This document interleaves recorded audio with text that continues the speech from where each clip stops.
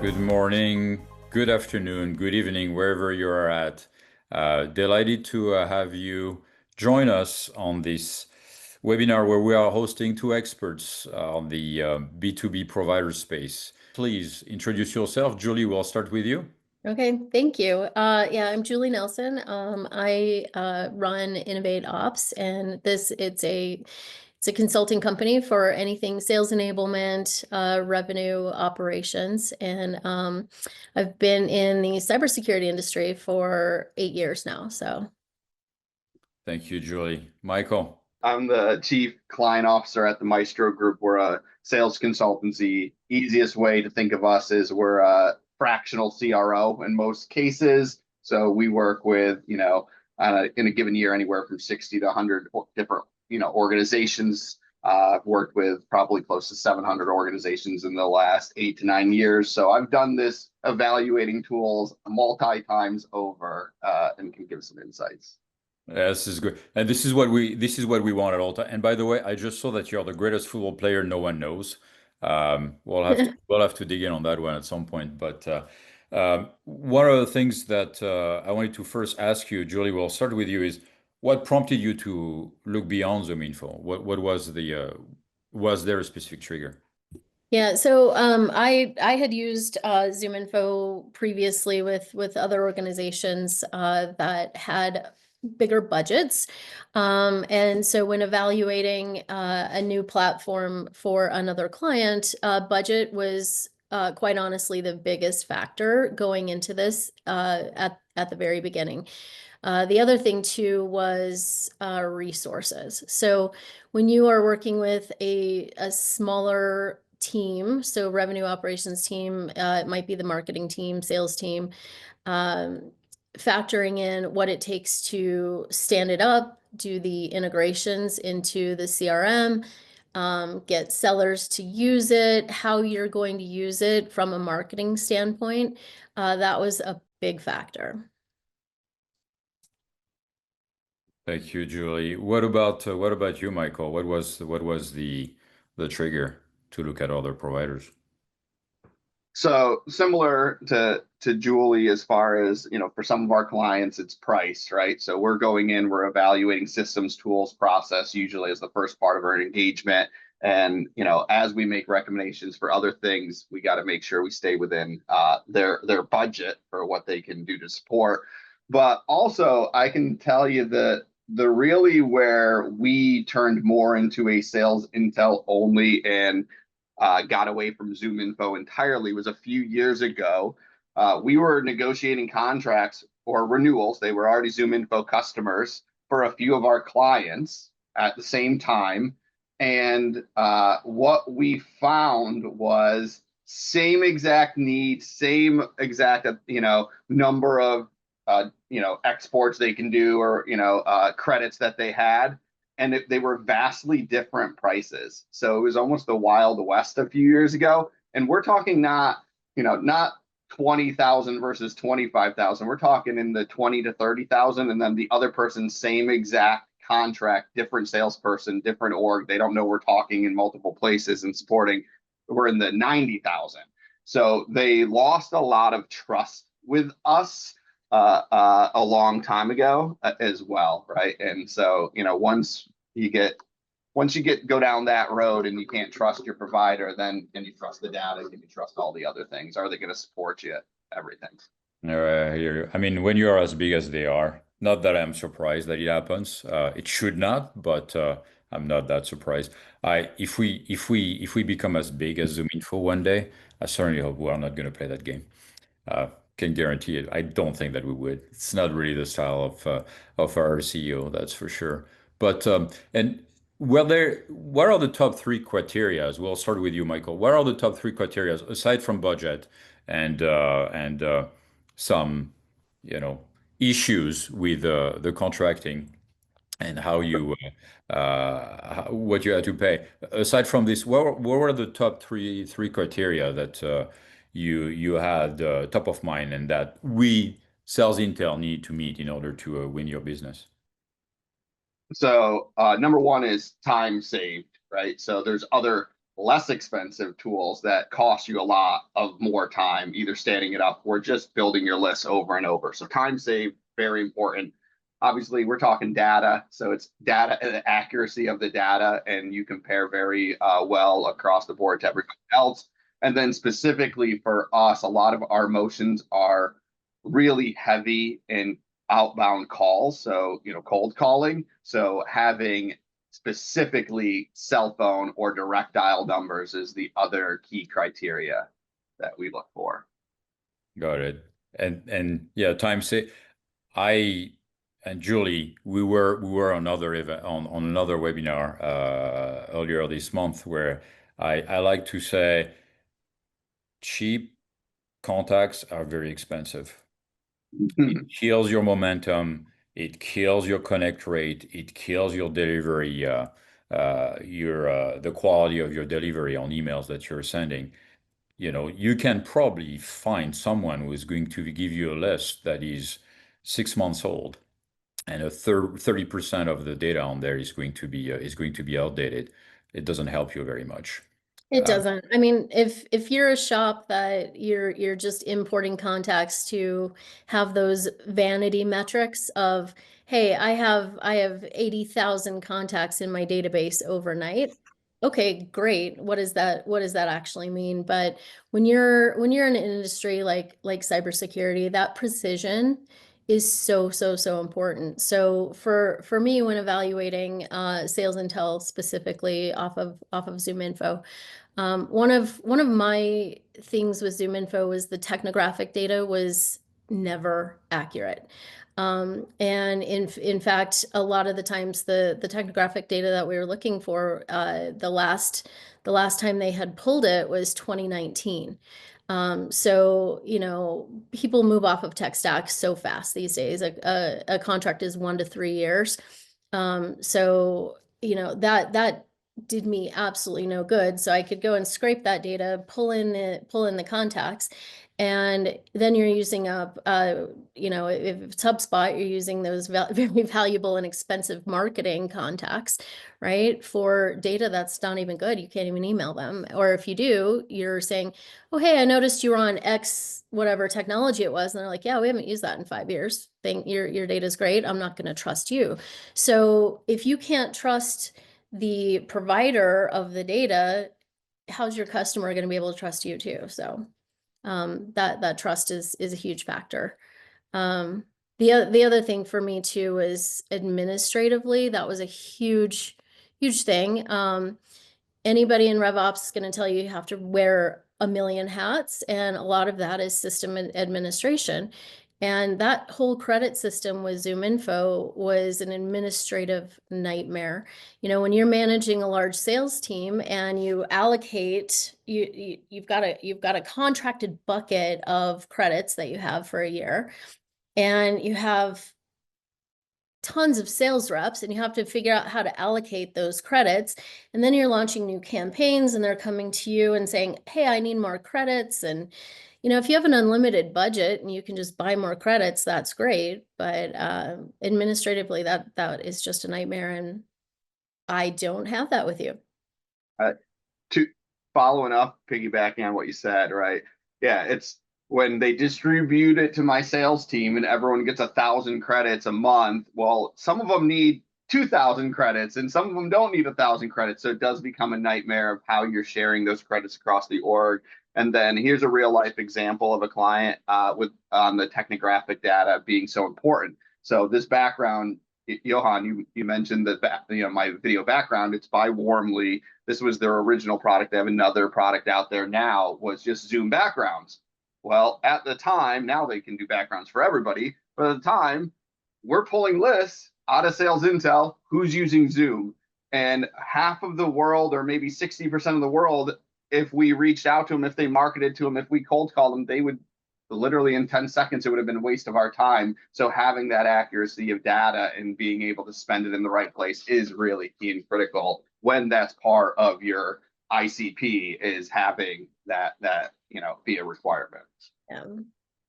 And I would say, so if I recap what you said, the criteria that you have were basically, I mean, you had budgetary constraints. You had admin constraints. Obviously, everyone has those. If you are a bigger group, you can probably figure this one out.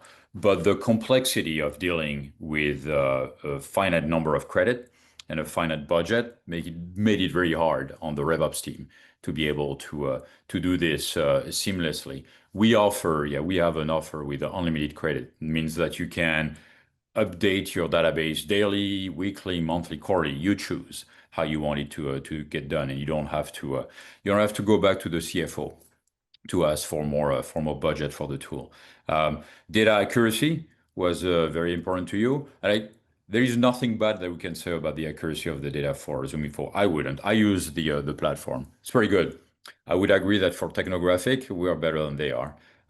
We do a lot more back-end work on the technographic side of things than that they do. Obviously, this is not one of their focuses. There is another thing that I would say is important for everyone to realize is a lot of providers will give you really, really big lists of contacts. We are in the 200 million plus.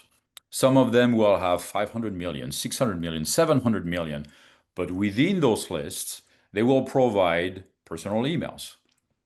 A bunch of these people will have no phone numbers. We do not give you any contacts. We do not have business emails included. It's a choice. Again, we are a B2B data provider. You'll see that we're going to change our positioning pretty soon on this. We're signal first B2B data provider. But you are not going to have a very good hit rate if you are trying to email personal email addresses. It's just not going to work very, very well. So important to know about this.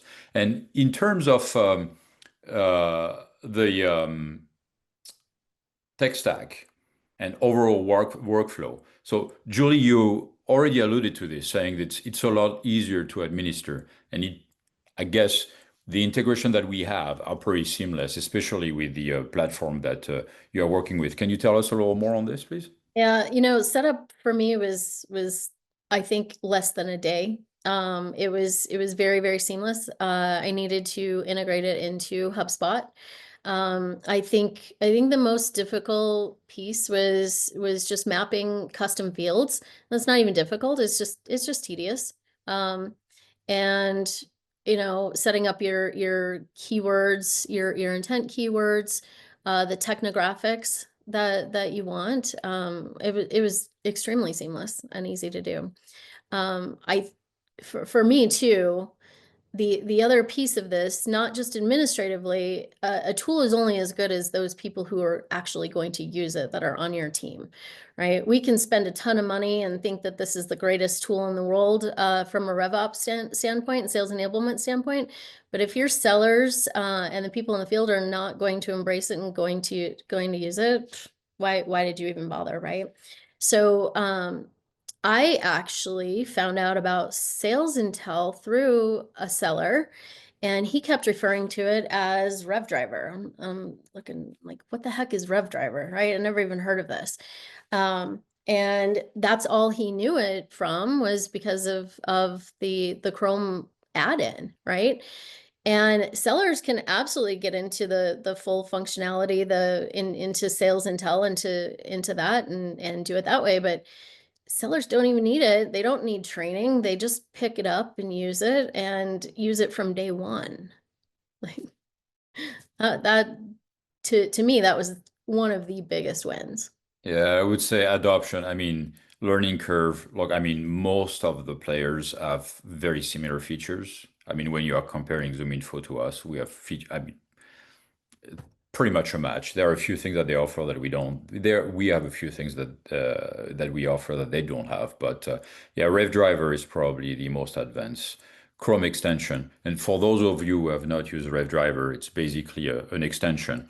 Whichever site you're on, you'll get the contact information you'll get the company information and all the contact information of the people. If you are on LinkedIn, will be pulled from RevDriver. And if it's not, you can request the contact information from our research on demand team as well, live. So easy to set up, easy to administer, and not a very high learning curve for anyone. Not at all. Sounds good. Michael, anything else on your end that you have seen? You are muted, just so you know. Yeah, so just piggybacking on what on the conversation here, I think it fits for however the team that you're managing is currently prospecting. So if you're doing the rifle shots and building lists, very easy to use, anyone can go on there day one and start filtering and get to really good contact data at scale. Using the Rev driver, if you have more, where you're already using other tools like Sales Nav, or they're prospecting on LinkedIn and finding and building their list. It plugs into how they're currently, researching, and makes it really easy to, to your point, if I'm on LinkedIn and I look up someone's name and they're in SalesIntel, now I can just add them to my CRM in a click of a button and I get the cell phone number right then and there. If I'm doing account-based, approach, and I'm targeting a certain company, I can go to their website and then I can, put in the ICP information or the titles or the keywords that I'm looking for, and it's going to just filter right by that company really quickly. So I really think what helps get that adoption is the fact that however the individual rep or that company is finding the people that they're going after, this SalesIntel fits that exact process. Thanks. And I would say, I don't know, do either of you use the research on demand service much? Yes. Can you speak more about this and how you use it? Yeah. So in one of my companies, an account executive is using LinkedIn Navigator extensively, Sales Navigator, and he will go and find all of the connections, right, that fit the ICP, and essentially pull a list, right? And if those connections are not in SalesIntel, or there's missing data, maybe it's a cell phone or something like that, then he can actually just request that immediately and get that information. And usually it's within like 12 to 24 hours. And then it'll automatically populate into SalesIntel and the CRM, and there's nothing that we need to do. So Thanks, Julie. How about you, Michael? How do you use Yeah. it? So the other use case outside of finding people to prospect to my teams are using it is, there's a lot more people in the buying committees right now, a lot more decision makers, and so while we're in the sales process and we've identified other buying groups using, finding those people and then getting the contact information to get your prospect to bring those people in, and having that insight into their the org chart, as you would at that organization, helps a lot of moving things down the funnel as well. So often having that research on, or hey, I didn't ask for a cell phone, I can't get a hold of this person for whatever reason, but I've already talked to them, they got brought in later in the funnel, going and able and throwing that in there and getting a cell phone to then be able to call them directly, right, is it's key to like keeping deals in motion. All right. I when I was doing this, I didn't have Sales Intel at the time. We used actually ZoomInfo. Back then, I actually hired a team. They were remote, and they were literally going through different databases and enriching things for it. I didn't want my SDRs, or I didn't want my AEs to have to build lists themselves. There is nothing worse than them wasting their time on building lists. We know that 70% of their time is spent on other tasks than selling, and I really wanted to cut that time as much as I could. So that's why, yeah, I'm a fan of research on demand. I wish I had known about this back then. Uh, and are there specific things that you are able to do now? I'll ask you, Julie, this because I know there are two use cases specifically that you can speak about, but specific use cases that you can do now that you have access to the sales intel data that you could not do before. Yes, very specific use case is looking for the right partners. So taking it beyond just, targeting buyers, it is looking for the right partners to partner with. So you guys have you have functionality in there that already carves out value-added resellers, right? So that's one thing that you don't even you can just filter out immediately. And then your tool with the keywords will go and scrape websites and figure out what the keywords that they're using. So you can drill in specifically what services they have, what products they're selling, and then get very, very, very, very specific. Before, that was me going to website to website to website to go to figure out, hey, is this a good partner? Are they selling the things that have, complementary services or technology? And then I could use an AI tool for that, which I absolutely was using.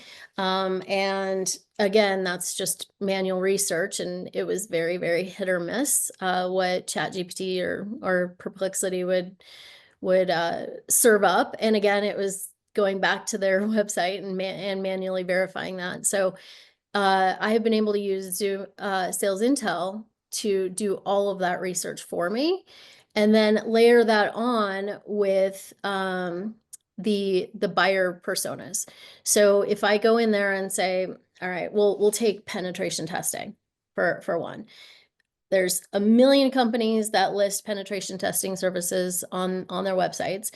But do I know if they are doing that in-house themselves, or are they outsourcing that to another company?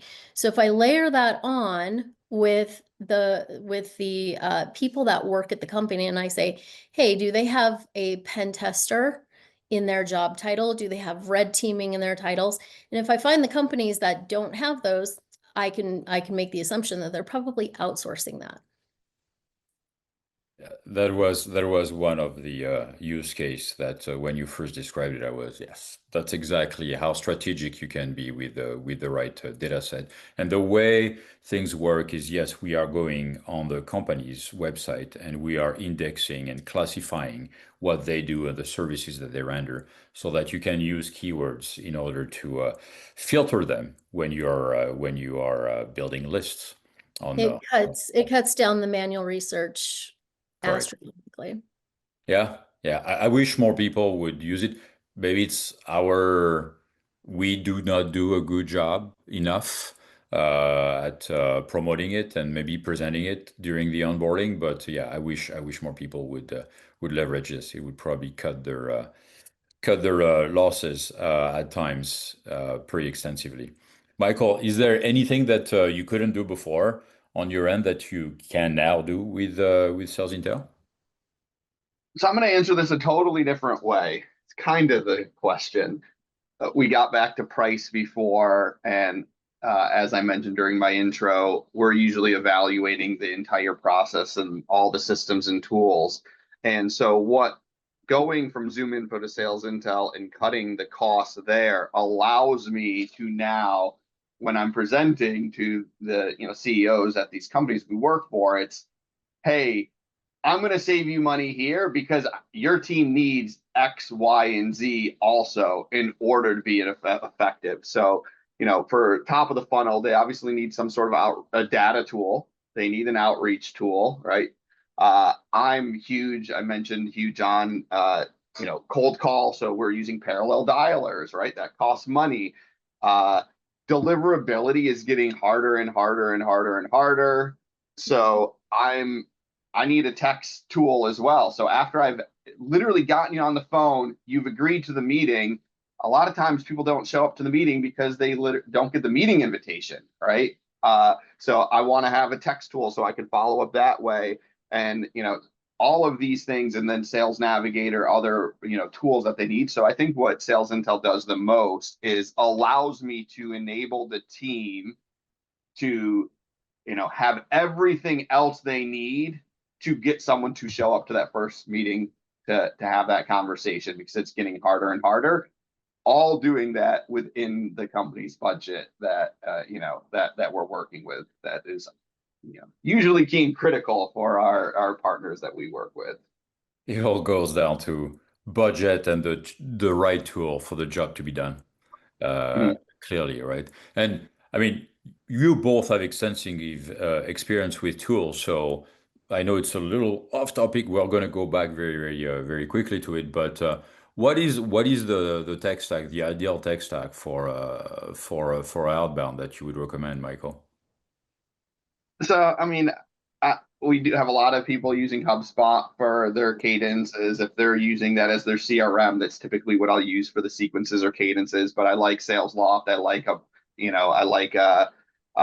Outreach. All work well. As far as parallel dialers, I have teams that are using Kixi, teams that are using Orem, teams that are using Nooks. All really good products that deliver a lot of value. Uh, I'm using some sort of texting software. So it could be a simple one like Text Us, could be something like Link that's sending the blue text messages, which can be a little bit more expensive. But whether it's Sales Message or Text Us or just a texting software, I think they need Sales Navigator again, right? Like we need to, I need to be able to deliverability. It goes back to building a list and deliverability with Sales Navigator. I can send in mails, right? There's organizations that you're not going to get in those mailboxes even after you've had conversations to the in-mails there. And then everyone should use like a zero bounce or never bounce or something like that. Just $50 for 1,000 or 10,000 contacts to just run through the emails so that we're not killing a domain, right, with bounces and stuff like that, right? There are going to be those things. So when you start doing that, you're talking your CRM, a sequencing tool, a dialer, a text message, sales nav, in the data company. You can still do it pretty inexpensive. And I've gone into companies where by moving from the most expensive one often is ZoomInfo, right? For smaller companies, right?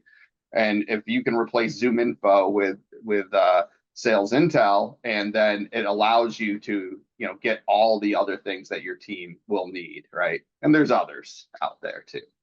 Yeah, plenty. I mean, some of the tools that you mentioned, we are using Outreach, we're using Nukes as well. Great, they're great tools. We used Orem. I have used Orem in the past. Good tool. What about you, Julie? Your ideal tech stack? Yeah. So if you've got HubSpot does a phenomenal job of consolidating a lot of the tech stack tools that you would need. So HubSpot takes care of sequences and the outbound emails. Like Michael said, it's that deliverability is getting very hard. They'll get delivered, but if they ever actually reach the intended recipient, getting through all of the filters, that's another question. Sales Navigator is an absolute must. If you're doing outbound calling, I mean that can even be done in HubSpot now too. So if you don't have HubSpot, Gong, I do like SalesLoft too over Outreach. Orem, if you've got a shop that's doing mass outbound calling. So I've actually never used a text tool. So it's No, good to hear the new the text tools that are being used.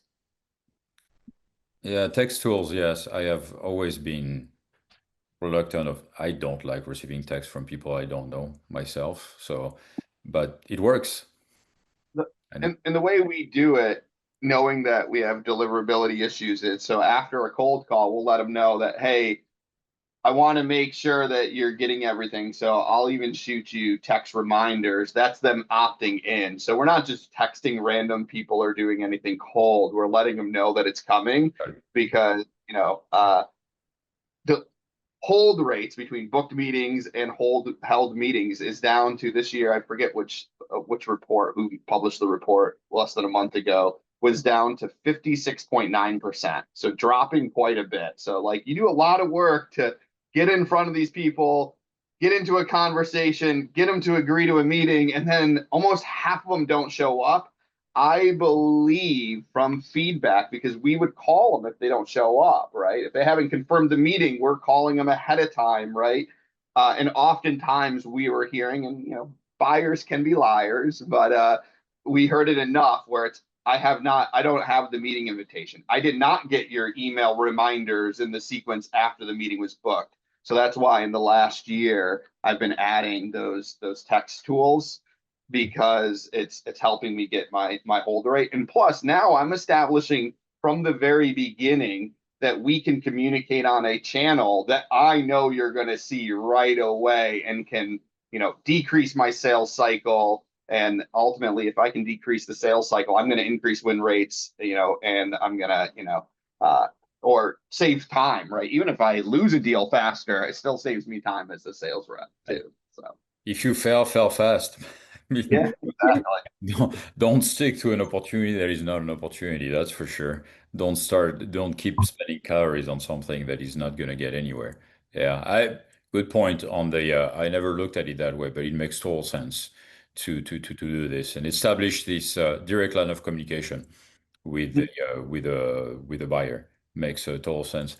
Now, I want to go back to another thing that I believe you'll see that we'll promote that feature on our website a lot more extensively going forward is signal first. You know, what we have seen is data, a lot of people are offering data, but we believe that signals is really what will separate you from the masses. And to use a very concrete example, you have intent signals that everyone has access to, whether it's Bombora, topic surges on that you are tracking. They are looking at some of your competitors. If you are tracking this level of activities, visits on your website. Obviously, if they fill out a form, big intent signal. If you miss that one, you're not going to be in business for very long. That's for sure. But one of the things that we are saying too is, and we have done that extensively, and we are offering this type of intelligence, is what we call predictive signals. The things that are happening before even the buying cycle has started. Because this intent data that we're talking about right now is most people have access to it, and they are surfaced a few months, maybe weeks, but a few months after the buying cycle has already started. Because if you are like me, the first thing that you do is you talk to your peers. Hey, I'm looking at this type of tools going forward. Which one would you recommend? Then you educate yourself online, so they'll see a spike after 2 or 3 months after I started, and then I will go on these vendors and maybe I will fill out a form. But they are predictive signals that most people are not paying attention to or are not leveraging right now, and they are funding rounds A, B, C, D, E, F, hiring into a specific department. So they are hiring people on their sales team. Clearly, they will need tools to be able to feed this extra seats. They are M&A. They are champion tracking signals. If a user of your tool is going to another company, within 90 days, usually they have a budget to get their ultimate tech stack in place. You want to be in that discussion before they start looking around. So these predictive intent signals, I believe, are going to be essential going forward. Where if you want to go scraping, scavenge over all of the intent data along with everyone else, I think it's going to be really, really hard to be successful.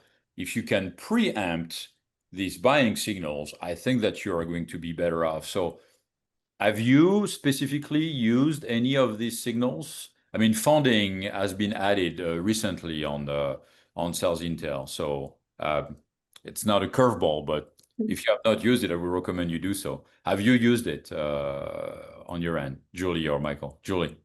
I have, and I have a very specific use case. I've used it in several ways, but one thing in particular. So in cybersecurity, a CISO, which is they're the ones who are making the decisions for security, for the security stack. It's not just tech stack, but it's also services.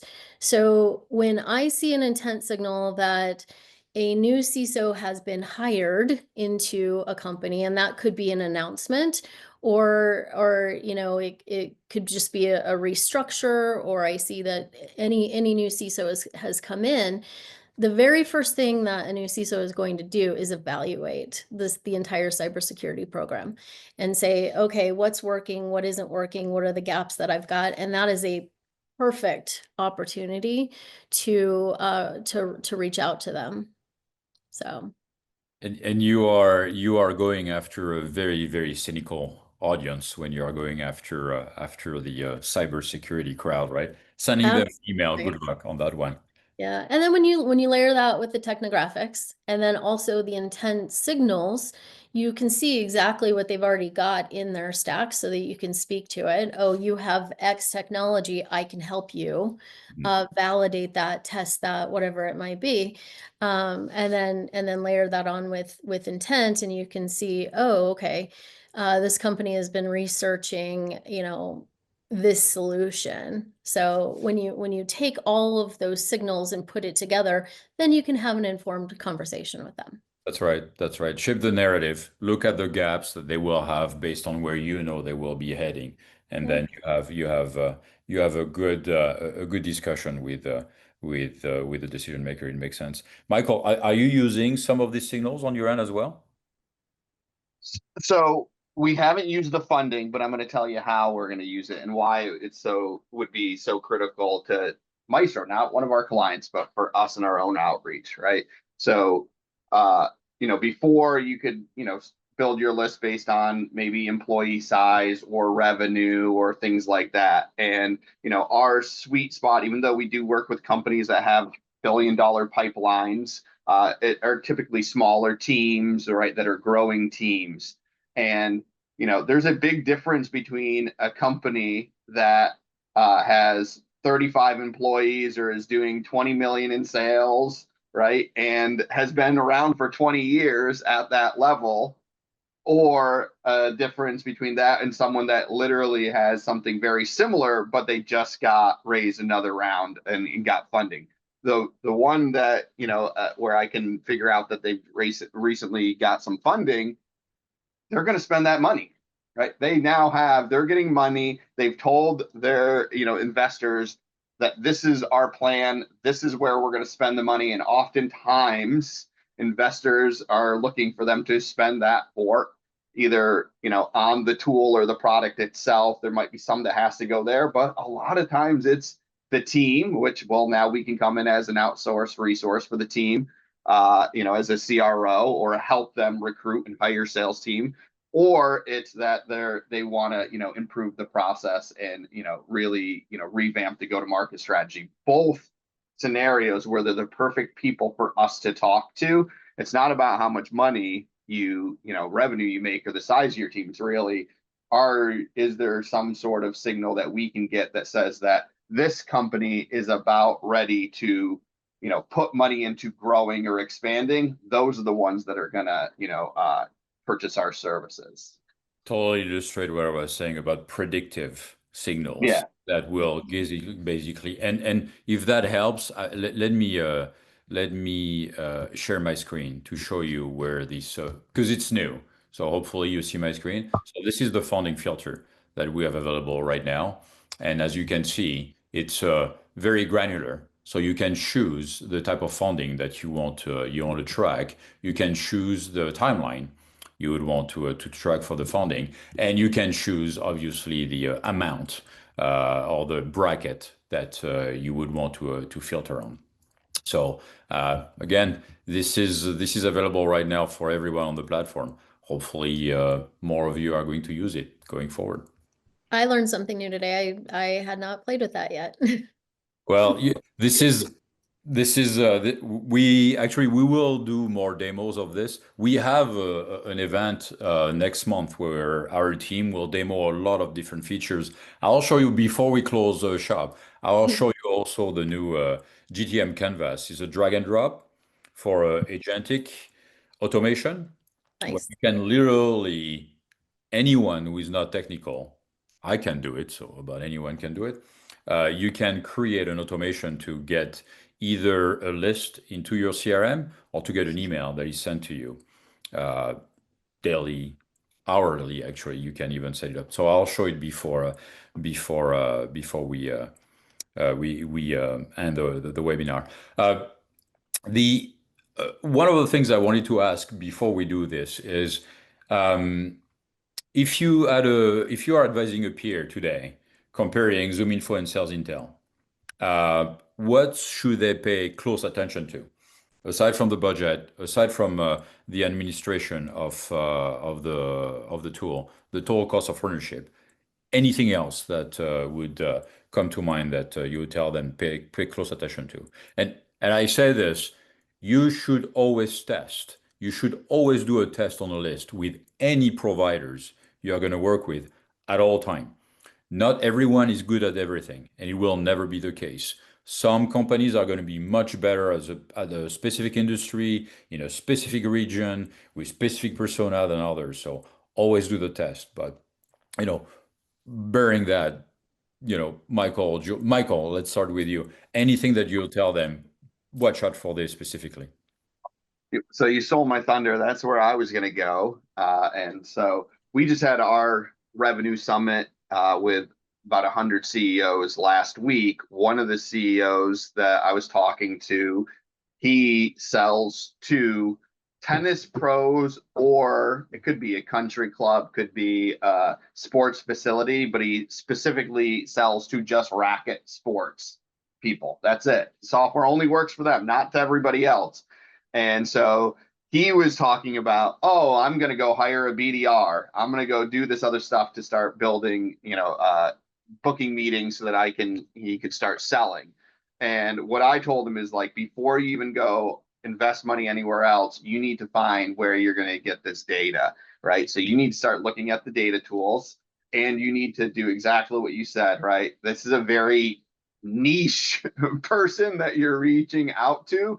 And I couldn't tell you if any of the data tools have a really good set, right? But you can't go why hire someone at 50, 60 plus $1,000 a year if you can't get them in front of the right people? So that to me, that's one of the biggest things to evaluate. It's, hey, I don't need to see everything. I just need to be able to see that there's 20,000 people with direct dial phone numbers within my, target addressable market that I can be reaching out to. Otherwise, right, like, for certain teams, maybe it's not the right tool for me, right? And then obviously the accuracy of the data is important on top of that too. But, for us, where we're making 500 dials a day per rep, even going through their sequences, each rep is touching 1,000 prospects. They need 1,000 new prospects every single month to backfill, daily to backfill, to get to those 500 dials. And if your tool can only give you, 10,000 contacts, well, I only need one BDR then, right? Like, because 2 BDRs isn't going to help me, right? But if they have more data, then obviously you can support the team in your motion. Right, makes sense. And we talked about this, Julie, last time when we were comparing Apollo with ZoomInfo and SalesIntel. If you are a smaller team, if you have a few individual players, Apollo is probably a decent entry level solution. If you want to scale, go up, it's going to be challenging to be able to make it work with Apollo. I'd challenge that it's not even a great solution with even one person, but that's okay. It works for some people. For me, when evaluating a system, I think it always goes back to what the business model really is and the outcomes that they're trying to get to. There is never one size fits all for everybody. ZoomInfo absolutely has its strengths in some areas. And SalesIntel does as well. So when you're sitting down and talking to a client or evaluating what your business needs really are, it is what's your model? Are you going for, are you do you need to reach the masses to be able to, like what Michael just said, hey, we have to have X number of contacts to be able to dial for those connect rates and the conversion rates and all of that? Or is your business model more strategic where I don't care about the volume, I care about reaching the right buyer at the right time in the right place in their cycle, and you're going for precision. Fortunately for SalesIntel, you guys check both of those boxes. So, and in certain industries, like the technographic data, for me, is the number one piece of data integrity, as well as, obviously correct emails and phone numbers. But it really depends on your unique situation. Sense. Appreciate this. And I just said that I would show the our GTM canvas, so I have to show it. If you have any questions, please drop them into the chat. But GTM canvas will be available very, very soon for all users. And this is how easy it is when I say that you don't need a go-to-market engineer or a developer in order to do this. Is you're going through 3 steps. So you're going to pick the type of signals. More signals will be available going forward. So you'll pick the type of signals you want, and we will qualify the company that have those signals with specific filters or specific lists that you have already established, your ICP preferably. And what you will see here is, let's do something. Let's do a workflow that is based on web visitors on SalesIntel. Now we'll qualify it against our ICP segment here, and we will build for you the buying group. Michael, you were talking about this, about multi-threading. So we'll allow you to pick the type of audience you want to talk to, down to titles and specific department. Let's do also cross-functional. And then you can choose what action is going to happen for that list. You can export it to a CRM, and you can have your assignment and your routing happening. Or in that case, I'll do something pretty simple. I'll just have an email being sent, and you can choose who is going to receive this email. In that case, it's going to be just myself. I'll do it hourly because I am obsessive like this. Right person, right time. They've been on our website. I want to hit them. You save it. And voila, I just built an agentic workflow in, I would guess, less than a minute. I think I did in less than a minute. It's right here. And I can manually start it, or every hour now, I will have a list sent to my email of the people who are meeting the criteria that I just set up. Love this. GTM Canvas, Love it. the product team has done a masterful job on this. There was a lot on the back end that needed to happen in order to make it that easy, that seamless. My guess is very few people are going to use our filters in a few months once they use GTM Canvas. Can you share these with the other team members? Yes. Perfect. You can create for yourself, or you can make it available for anyone on the team. Yeah. Love it. So it's brand new. And this buying group, building the buying group and automatically doing it also is new, Michael. I don't know if you have played with this, but if not, it's going to be available very, very soon. So buying group enrichment is a feature that was launched this week. Awesome. Very good. So last word of wisdom. We'll start with you, Michael. We'll finish with you, Julie. So ZoomInfo, SalesIntel, anything else that you wish you knew earlier in your evaluation process? Here's what I'm going to answer this a different way too. To me, it's when you're buying this tool, it's about knowing that you have to buy a whole bunch of other stuff at the same time. So it's evaluate everything to meet your exact sales motion that you're going to need. And I think that's where I've seen other people make bad decisions, where it's, hey, we can afford this one thing, but then they have to go. And it's like, well, now we have to sacrifice because we afforded this one thing on these other things. So it's, hey, come up when you're evaluating this tool, evaluate everything all at once, right? And what are you going to need to enable your team to either have that more, mass approach or the more specific approach, and evaluate everything all at once. I'm just going to piggyback on that because I think that's probably the best advice that you can give is look at the entire revenue operations as a holistic big working ball of where is this going to fit in, who's actually going to use it, what are the business outcomes that you're looking for, the integration between all of them. It's horrible when you have an entire tech stack and nothing is talking to each other, and you know what good is the data if you can't really make sense of it? So The silos, yes. And actually, this is, and you are heard, know that you heard Michael, Julie, and a lot of our customers too, is they kept telling us, for example, so this GTM canvas was, we want to be able to build automation, but we don't want someone to have to build it for everyone. This is yes. just so hard to be able to manage the needs for specific teams and specific groups. So that's how it came about. Know also that there is cadencing tool, sequencing tool that is going to be available before the end of the year.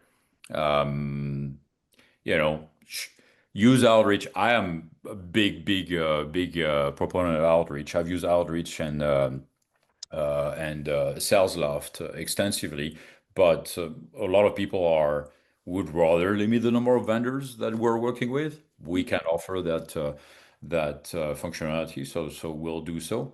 There is also, we have an ICP modeling tool that you might have not used yet, but I would recommend you do so. So you can find lookalikes based on Mhm. data in your CRM. These customers who are renewing, these Mhm. late stage opportunities, are good.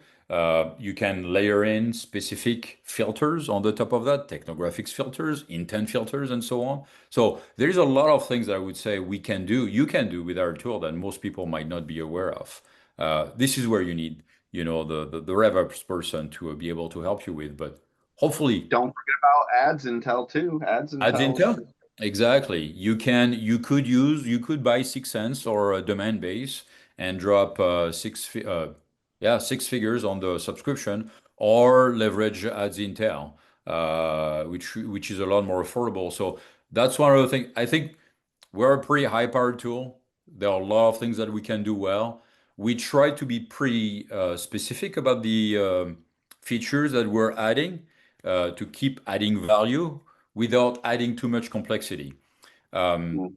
and I think this is the beautiful thing about GTM Canvas is we're taking away this complexity. You will basically tell us the type of automation that you need.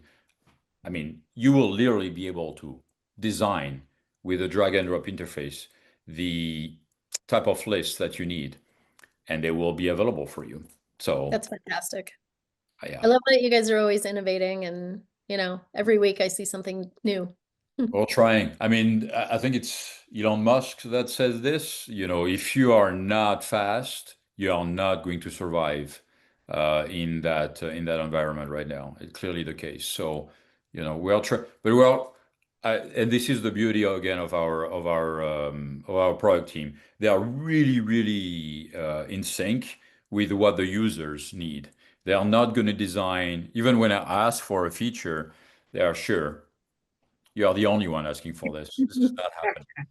Uh, they are very much in sync with what the market is looking at, the problems we are trying to solve for them. So, Julie, Michael, pleasure again to have you. I hope that your wisdom, your experience was helpful for our listeners and the people who are going to have access to this recording going forward.